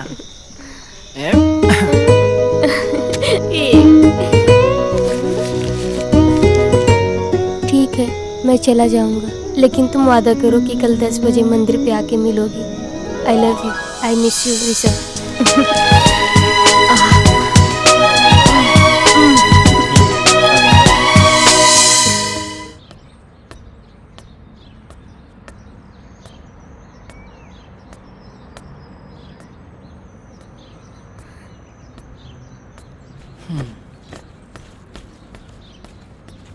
ऋषभ, ऋषभ,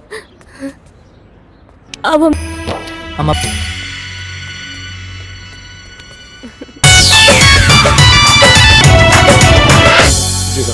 मालिक, रीति का बेटी अपन कमरा में नहीं की।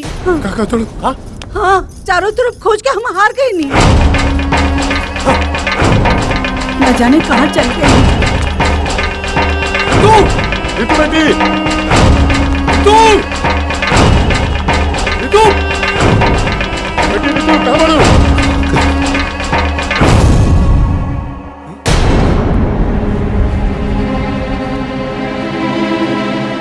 ओहो, हमार दिहल आजादी हमरा के डंक मार दिलस। ऋतिकिया हमरा के कहीं के ना छोड़लस। गिरधारी बाबू, गाड़ी निकलवाई।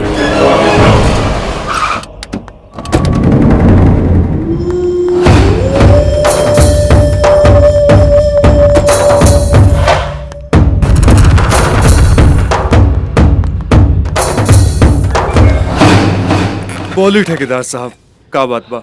इंस्पेक्टर साहब, हमरा के विधायक सत्यपाल के बेटा ऋषभ के खिलाफ FIR दर्ज करावे के बा। वो कमीना हमार नाबालिग बेटी के किडनैप करके ले गई बा। ऐसा रिपोर्ट लिखी और इतना दफा लगाई कि सत्यपाल नाक रगड़ के मर जाए, लेकिन ओकर बेटा का जमानत ना होके के चाहिए। और हाँ, जितना जल्दी हो सके हमरा बेटी के खोज के लिए, काहे कि ओकरे साथे साथे हमार इज्जत दांव पे लगल बा। और हाँ, हम जल्द से जल्द सत्यपाल के बेटा के सलाखन के पीछे देखल चाहता। इंस्पेक्टर साहब, रहुआ खातिर इहे गो मौका बा। दिखा दी कि खादी और खाकी में कैसन फर्क होला। हेलो विधायक जी, हम थाना से इंस्पेक्टर आदित्य मोहन। हाँ इंस्पेक्टर सत्यपाल बोला था नहीं। नमस्कार, बोला।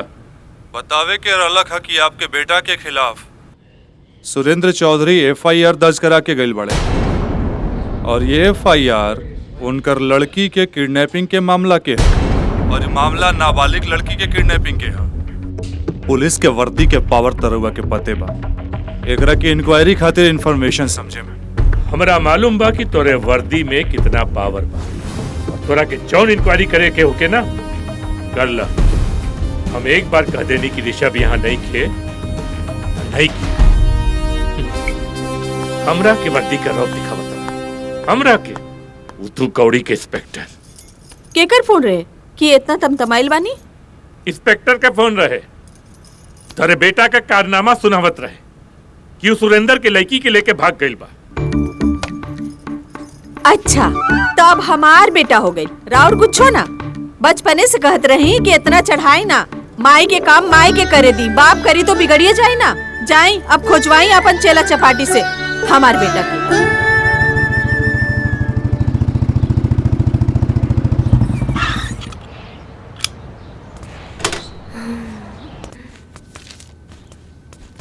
यस मैनेजर साहब, एको कमरा बुक करे के बा। मिल जाई।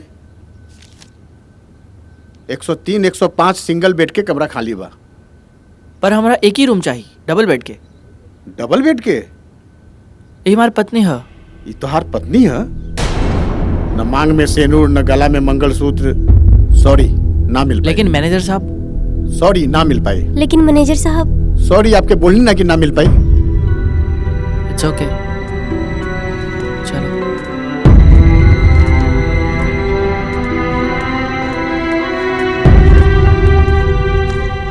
अब का हुई ऋषभ? कोनो गेस्ट हाउस कमरा देवे की तैयारी ना होता? देखो ना, शाम हो जाता। तू घबरा मत, कोनो और ही गेस्ट हाउस के पता करता नहीं। अरे काका, काका, यहाँ आसपास कोनो और ही गेस्ट हाउस बा का? काहे?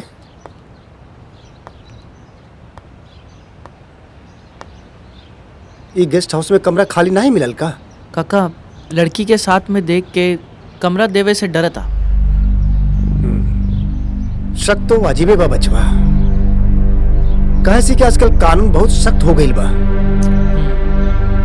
एक काम करा, लिए देखा सांझ हो गई, यहाँ पासे में हमार कॉटेज बा और हम अकेले रहिला, और बाकी सब कमरा खाली बा हमार।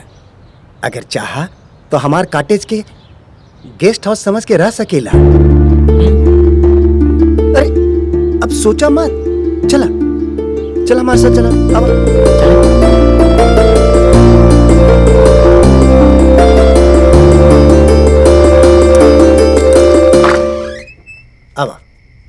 अब अंदर आवा। कैसे लागल बचवा हमार कॉटेज? अच्छा है, बहुत सुंदर बा। अच्छा बा। ये बार और कॉटेज जेकरा के गेस्ट हाउस जैसन बतावत रही। बिल्कुल सही समझला। अच्छा बा, अच्छा। आवा, ऐजा आवा, आवा आवा।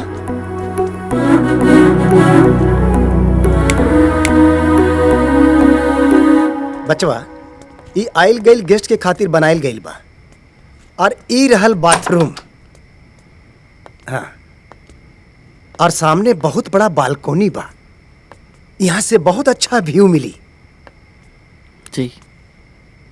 तू लोग थक गइल होगा, जा फ्रेश हो जा, तब तक हम खाई पिए के व्यवस्था करत बानी। हाँ? जी। भगवान हमने के साथ बारे। जबले हम कमर सीधी कर ली तबले तू फ्रेश हो जा। ना पहले तू बोल दिया ना एक बार, जाओ। अरे हमके टाइम लगेगा। कह दिया ना, जाओ। ओके ठीक है, ओके।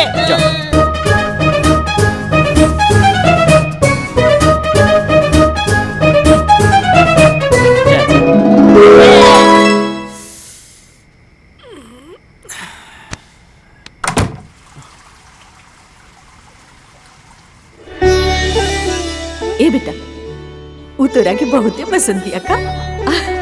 कहाँ मैं जाना तारू फिर भी अनजान बना तारू। अब पूछो तारू तारा के पसंद भी आका।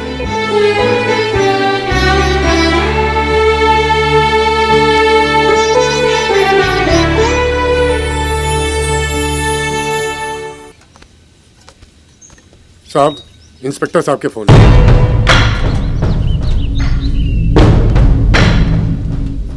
हाँ इंस्पेक्टर, सुरेंद्र ठाकुर बोल रहा बानी। हमरा बेटिया का कुछ पता चला? सगरो इन्फॉर्मेशन चल गई बा। डिपार्टमेंट पूरी हरकत में बा। जैसे ही पता चली खबर मिल जाई। अजीब बात कर रहा बानी रहुआ। 24 घंटा होके जा रहा बा और रहुआ कहता नहीं कि जल्दिया पता चल जाए। अजीब मजाक है। देखी, हमरा पास कोनो जादू के छड़ी नहीं है कि खुमैनी और मुजिम पकड़ा गई। पता लगते आपके खबर मिल जाई।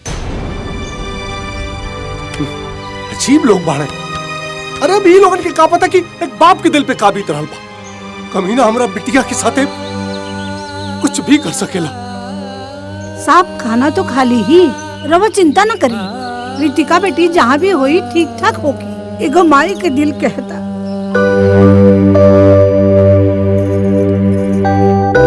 प्रेम तो भगवान तू कैले रहला। तुझसे ज्यादा प्रेम के केहू कहा समझी। उहे प्रेम में हमार बेटा पड़ गई बा। हमार बेटा से नजर ना फेरिया भगवान, ना फेरिया। जय श्री कृष्ण। हरे कृष्णा कृष्ण कृष्णा हरे हरे, हरे राम राम हरे हरे। जय श्री कृष्ण। इला बचवा प्रसाद। जी। इला बिटिया। काका नाश्ता भी तैयार बा, चली नाश्ता कर ली। ठीक है बिटिया, अब तानी। जय श्री कृष्ण।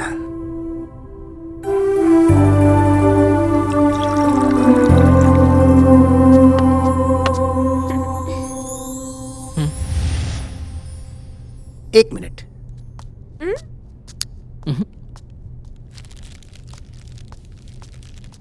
बचवा, काल हम बाजार के ले रहनी। देखा तहनी के खातिर हम काले के आइल बानी।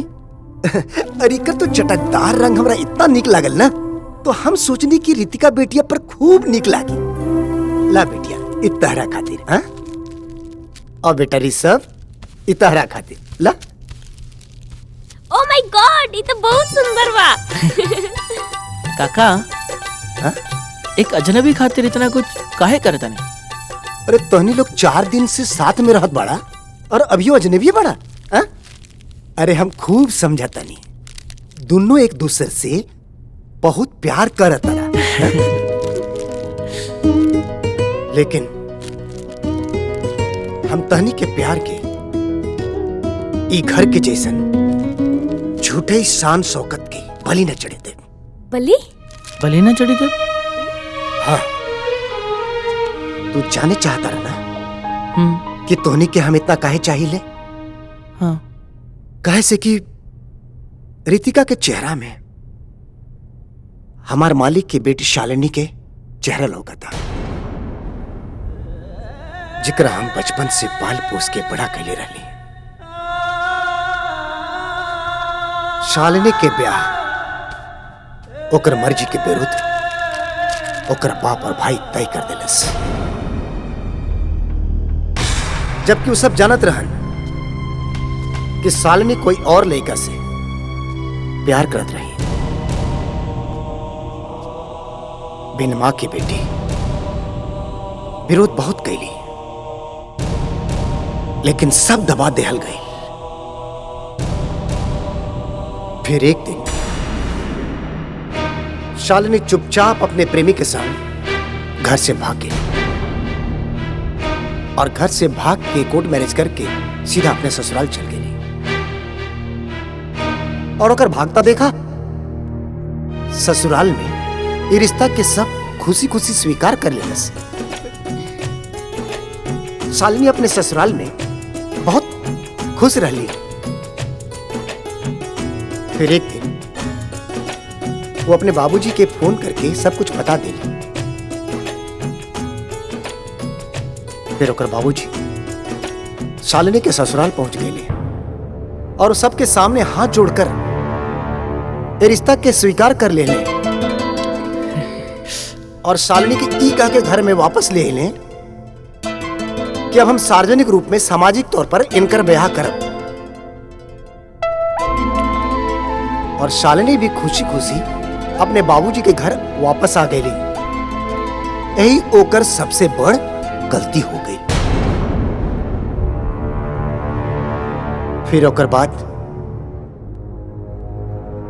ओकर बाबूजी और ओकर भाई अपन शान की वजह से दोनों जन मिलके शालिनी के जान से मार दिले और जेकर सजा दोनों जेल में काट रहे बाड़े और हम ये घर के एक कोना में शालिनी के हंसते खेलते देख देख के अपन जीवन बीतावत पानी।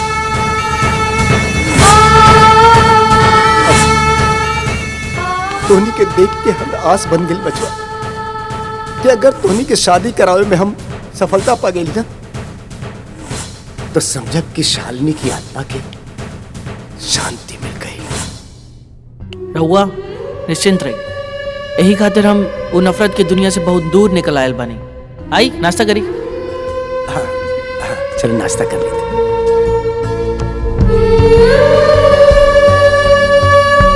ठीक कहला, बहुत नीक कहला बचवा, बहुत नीक कहला।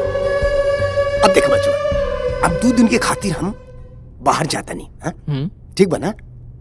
आप 2 दिन खातिर ई घर तहनी लोग के जिम्मा में बा और हम जब लौट के आई ना तब दोनों की शादी वैदिक रूप से बहुत धूमधाम से करब ताकि दुनिया वालन के पता लगे कि तू दोनों पति पत्नी के रूप में हवा। चला नाश्ता कर।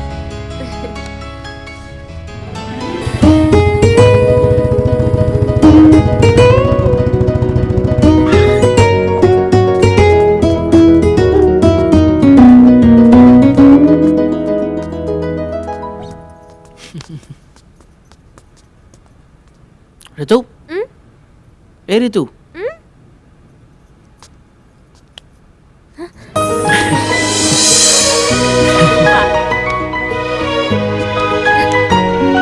रितिका, साथ जितना भी पल मिलल काश जिंदगी भर के लिए मिल जाए। अच्छा सुना, हाँ हाँ इतना भी उतावला होके की जरूरत नहीं है। रामू काका आ जाते हुए हैं। इला तू कहलू आ भी गए। रुका हम देखता। अरे तू बैठा, हम देखता नहीं।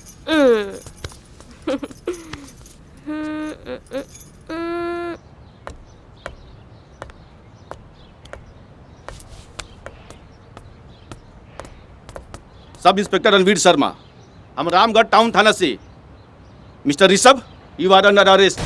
आपके खिलाफ नाबालिग लड़की को भगाने का कंप्लेन है हमारे पास। का भेल ऋषभ?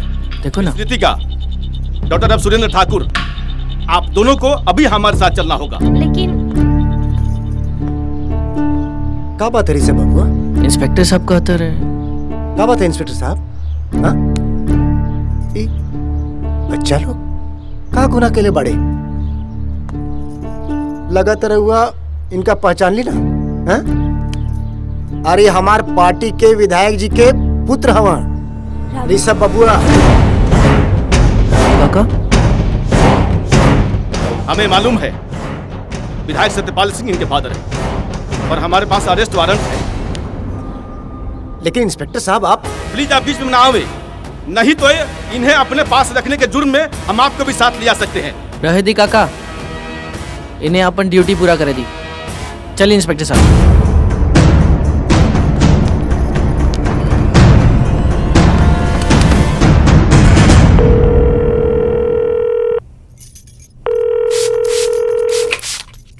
हेलो विधायक जी प्रणाम। प्रणाम प्रणाम। हम रामगढ़ से रामनाथ बोलता नहीं। हाँ बोला रामनाथ। ऋषभ बाबू के हम अपने घर में रख ले रहली, ई सोच के कि दोनों को समझा बुझा के हम वापस घर ले आई, और अनजाने में हमार बात मान भी ली है। बाकी हमार करल धरल पे सब पानी फिर गई। हमार एक न सुनकर इंस्पेक्टर ऋषभ बाबू के अरेस्ट करके ले गई। ऋषभ अरेस्ट हो गए? बहुत अच्छा भाई, बहुत अच्छा भाईल। अब साहबजादा के पता लगी कि लड़की भगावे के का नतीजा होला। अरे बाप के बात न माने वाले के न ये अंजाम होला। बहुत ही कला। हेलो उहा हमार लड़का अरेस्ट हो गई, रउआ ही हमन के भड़ास निकालत नहीं। जाए जाके कुछ करी। कुछ न कर, कुछ न करब, चाहे जिंदगी भर जेल में सड़त रह। तो न ममता के जोश में होश मत खोआ। और तू कचत बल ये हम सुरेंद्र ठाकुर के पैर पर जाकर गिड़गिड़ाई। अरे रउआ बाप है, और बाप तो होला जोन वक्त पड़ला पर अपन औलाद के खातिर गोड़ हाथ भी जोड़ लेला। बाकी रउआ कुछ ना करब ना त जाई जाके बैठी। बाकी हम माई है, हम चुप ना बैठब। हाँ लेकिन इंस्पेक्टर साहब, ये आवारा लड़का पे इतना दफा लगाई ना कि अगर बाप का कौनो जोर न चले, सत्यपाल नाक रगड़ के मर जाए, लेकिन जमानत ना होके कि चाहिए ओकरे बेटा के। तब ओकरा के पता चले कि जब ऊंट पहाड़ के नीचे आवेला तक कैसन लगे। वाह सुरेंद्र ठाकुर वाह, कितना दूर के कौड़ी फेंक ले बानी रउआ। ठेकेदार साहब, रस्सी जर गई बाकी ऐठन ना गई। एके गो बिटिया बिया ना रउआ के। अरे तो कम से कम होकर खुशी के तो सोची। और सुनी, यही में हम दोनों के भलाई। फिलहाल तो अपना बेटा के रिहाई के सोची। एक नाबालिग लड़की के किडनैप का केस दर्ज बा ओकरा ऊपर, और कितना केस दर्ज करा सकीले ई सोची। हमरा बेटी का बयान तैयार बा, तोरा बेटा के जेल भेजे खातिर इतना बयान काफी। वकील साहब पेपर दी। बेटा एकरा पे बयान लिखल बा, हूबहू ऐसे ही बयान देवे के बात हो रहा है। डैडी आप निश्चिंत रही, हमरा के का बयान देवे के बा ई बहुत अच्छा से पता बा।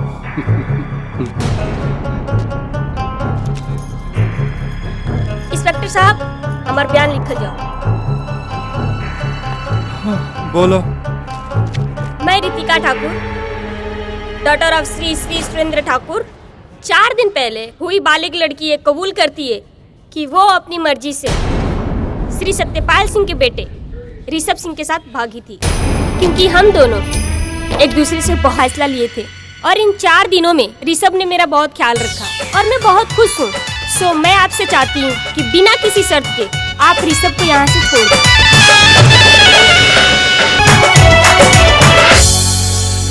थैंक यू ठाकुर साहब, जौन बोलले हैं ना ऊपर तनी गौर करे। यही में हम दोनों के भलाई। चल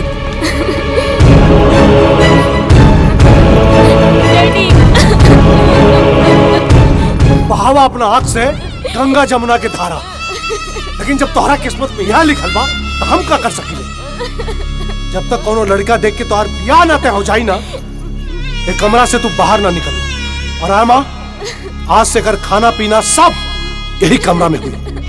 और गिरधारी बाबू जी, उस सूरत वाले निर्मल बाबू से बात करा कि जितना जल्दी हो सके वो आके लड़की देख ले, ब्याह करे के बाद जितना जल्दी हो सके ब्याह करे के बाद कर।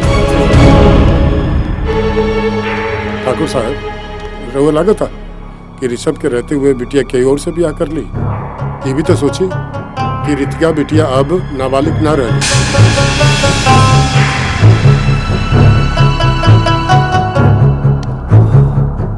बात तो सही कहता रहा गिरधारी बाबू। एक काम करा, वो जवन जेल में 4 गुंडा लोग बंद बाड़ा ना, ओकने के चाहे जैसे भी साम दाम दंड भेद चाहे जैसे छुड़वावा और हमरा से मुलाकात करवावा। कहे कि हमारा दिल में जवन साजिश बा ना, अरे जवन भी करब बिटिया की खुशी खातिर करब। तब तो बिटिया की खुशी खातिर हम कुछ भी कर सकेले।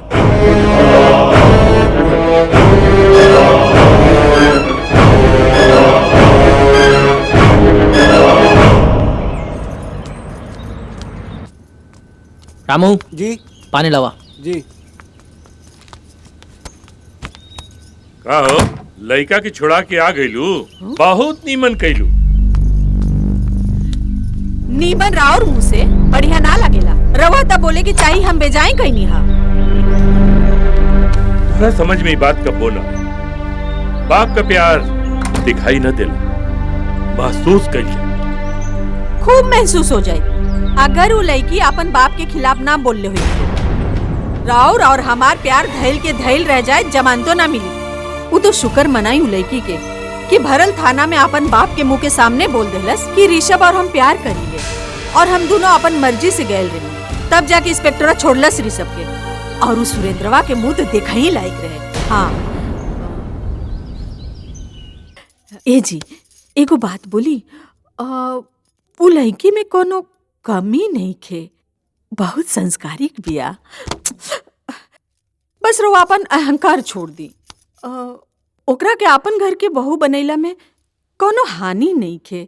हम तो अपन आशीर्वाद दे देले बानी। हाँ।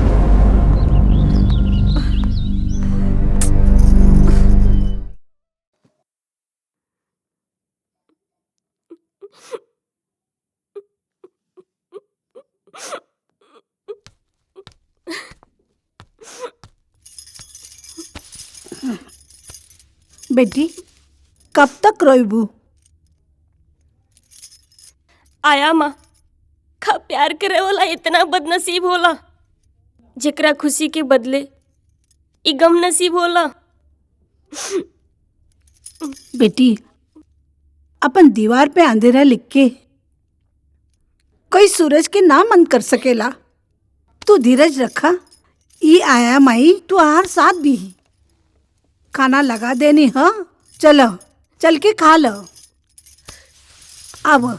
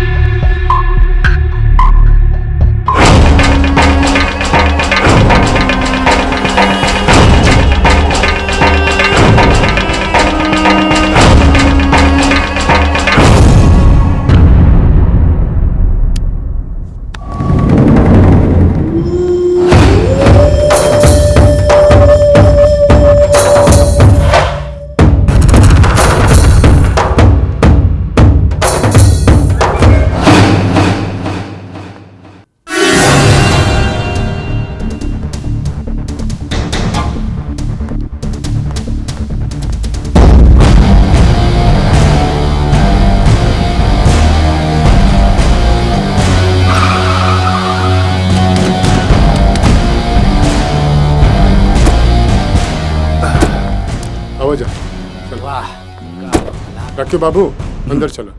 चली चलो।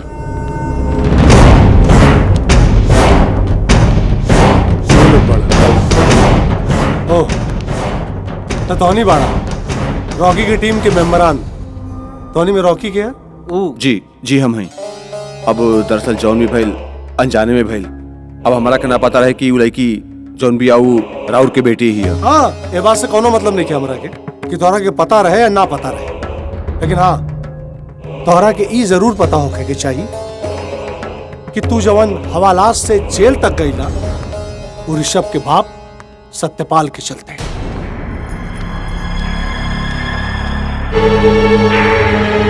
और तू जवन जेल से बाहर आइल बाड़ा ना वो हमार करामात बा। बात समझ में आइल? तोहनी के हम जेल से काहे छोड़वनी है? जी हमरा के कुछ समझ में ना आई, लेकिन हमरा के समझ में आवता। बुझला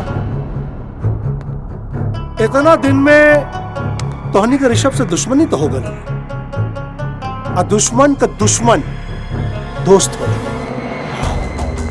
यही से तोहनी की तरफ दोस्ती के हाथ बढ़ा रहल बानी। अब तो पता चल गल वही पैसा के पावर। यही पैसा के पावर के दम पर तू लोग जेल से बाहर बाढ़ जा। और हाँ,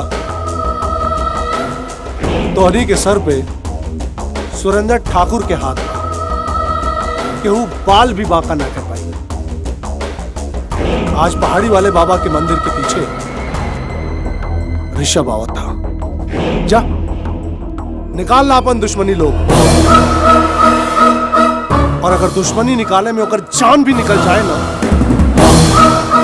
टेंशन मत लिया, तोहनी के कोनो खतरा ना हो। हम ही तोहनी के साथ हैं। गिरधारी जी सरकार। समझा दा।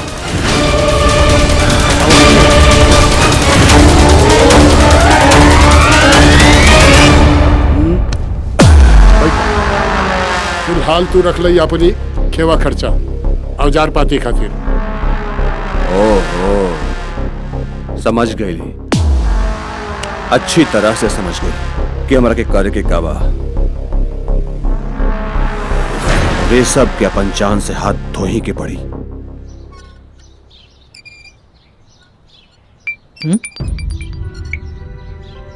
ऋषभ, तू लाल बाबा के मंदिर के पीछे मिला, जरूरी बात करे के बाद 10 बजे?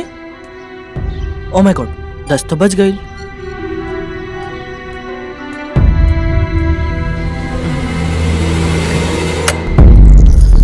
ऋषभ, ऋषभ कहाँ जा खड़ा? ड्राइवर, गाड़ी निकाला था।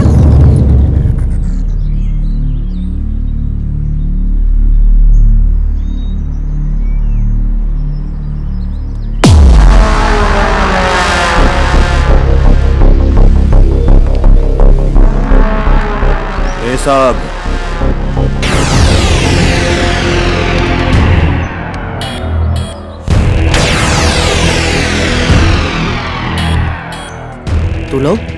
तू लोग तो हाँ, हमने कहता जेल में रह ली,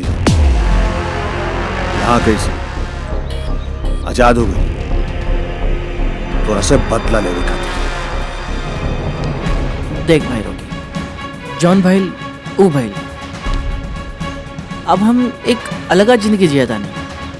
वैसे भी हम पुरानी बात सब कुछ भुलाते नहीं, तू सब लोग भी भूल जाना यार। After all we were the best buddy in the college यार, भूल जाना यार। भूल जाई वो बात, भूल जाई जौन तू हमारे साथे कैले।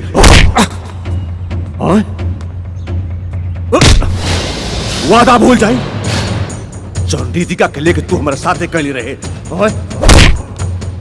बोल का भुलाई? हाँ, वो दिन के भूल जाई जो दिन ऋतिका के हमारे हवाले करे के रहे। हमनी की आंख के सामने होकर माथा में सिंदूर भर देले। बोल का भुलाई? का भुलाई? कुछ नहीं की भुला सकत, कुछ नहीं की भुला सकत।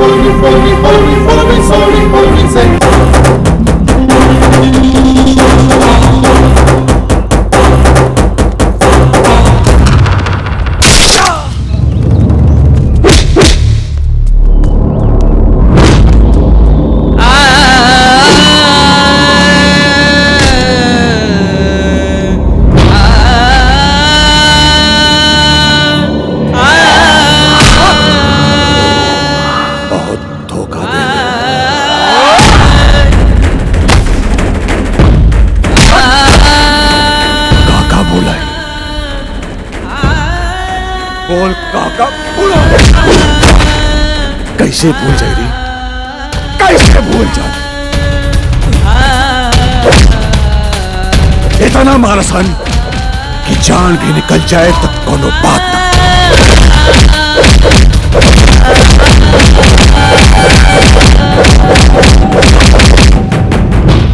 अब ऊपर वाला भी ना बचा।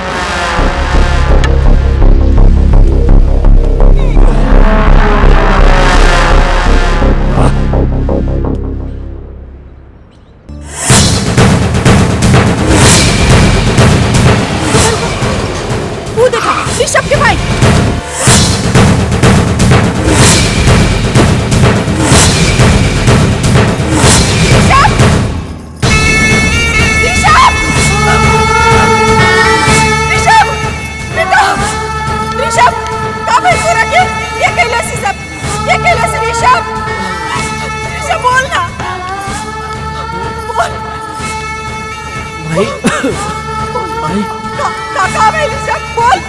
रॉकी रॉकी और उसके दोस्त मिथिला। बोल ऋषभ बोल।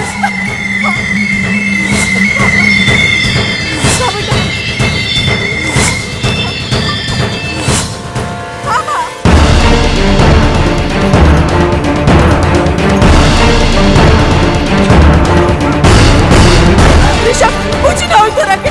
ड्राइवर ऋषभ ऋषभ ऋषभ अरे कहाँ जाता रू?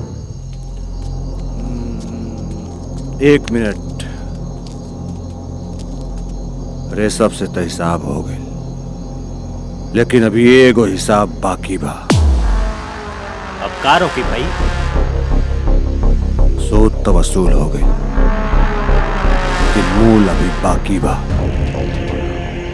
वो छोकरिया से हिसाब, ओकर थप्पड़ के गूंज आज भी हमार कान में गुजेला।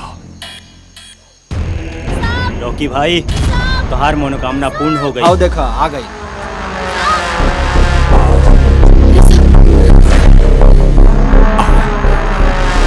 आजा जा।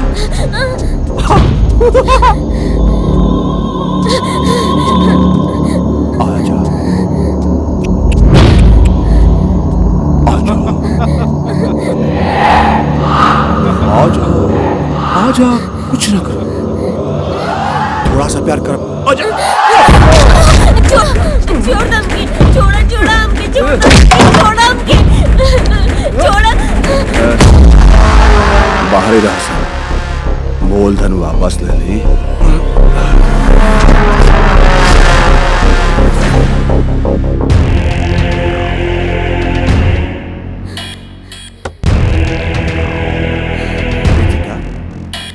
रितिका,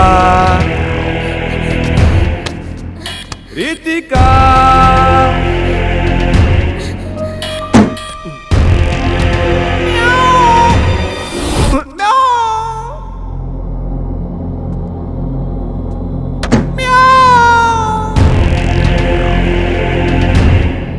हमके पता बा तू कहाँ बाड़ू, बाहर निकल जा, बाहर निकल जा।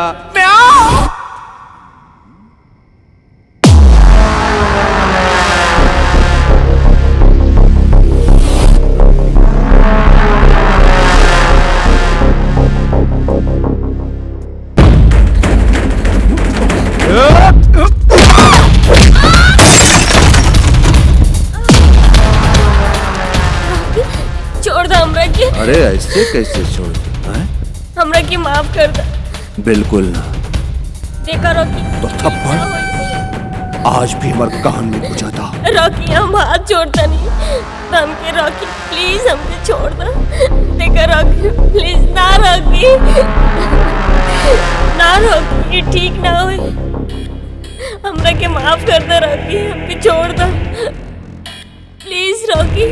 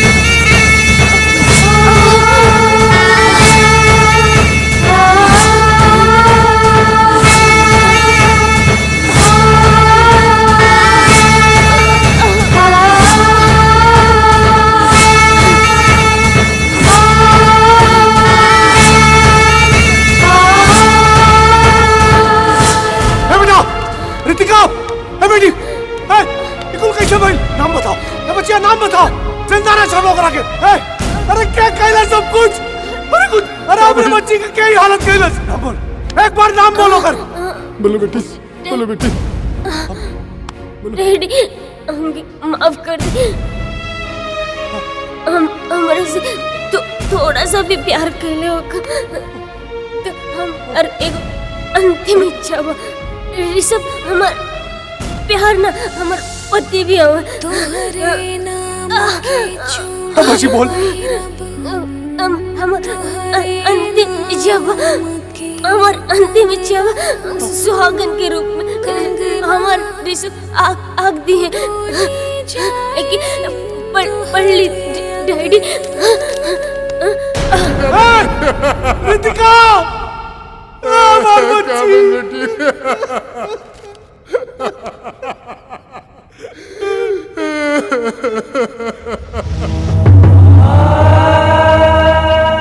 दिमाग के नस पे काफी गहरा चोट लागल बा जेकरा वजह से इनका केहू तरह के स्ट्रेस से दूर रखे के पड़ी काहे कि ऐसन केसेस में ब्रेन हेमरेज के चांस ज्यादा रहेला जेकरा से मौत भी हो सकेला सो टेक केयर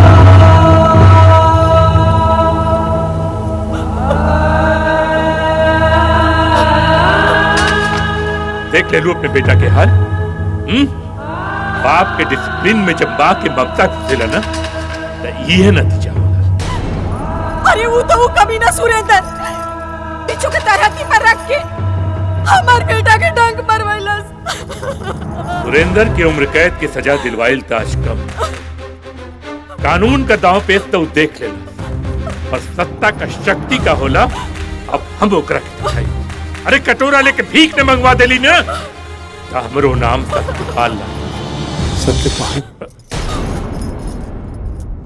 रउआ का भीख मंगवाई सत्यपाल बाबू हम तो खुद ही भीख मांगे आयल बानी एक मुअल बेटी का भागा बाप भीख ही तो मांग सकेला का भेली टिका के जे दूसरा खातिर कुआं खोदेला ना एक दिन वही कुआं में खुद गिर जाला हमरा बेटी का अंतिम इच्छा पूरा कर दी रहुआ लोग पैर छुआ तानी होकर अंतिम इच्छा पूरा कर दी